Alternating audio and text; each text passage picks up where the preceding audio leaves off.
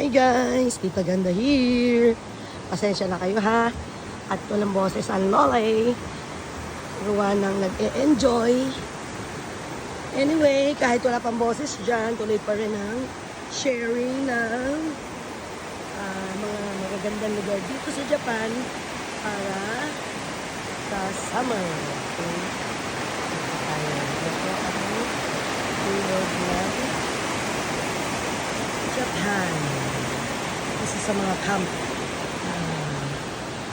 camping area na pinupuntahan ng mga OFW like Truly Yours, Tita Ganda, at ng mga Japanese pa rin. Dito,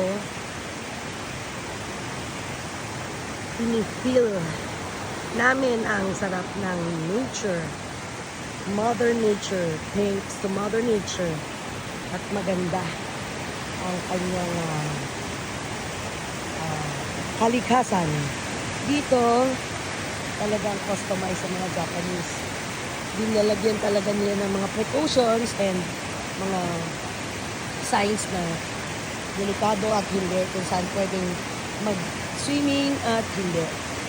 Kaya, enjoy. Tingnan mo, crystal clear ang water.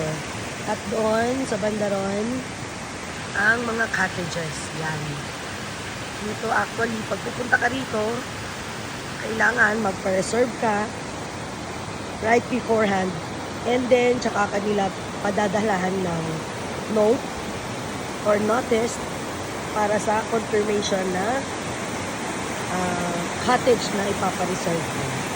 So, here, makikita natin ang ganda ng kalikasan at ang sarap ng tubig. Yan.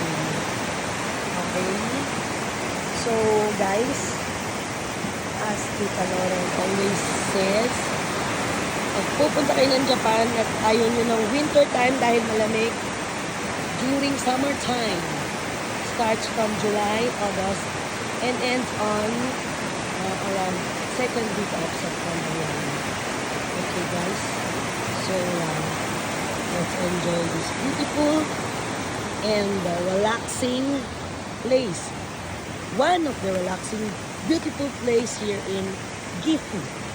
Gifu Prefecture here in Japan. So, i-google nyo lang, makikita nyo naman eh.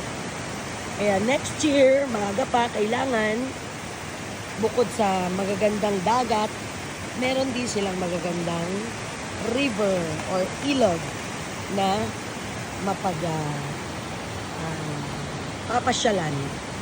So, right here and then, this is your Tita Ganda saying, via Condios, and ikaw, tingin ka ng mga video upload ng Tita Ganda, hindi ka man lang nagsasubscribe or share, please naman, patulong. And God bless us all. This is Tita Ganda saying, I love you all. Let's enjoy this life. God bless.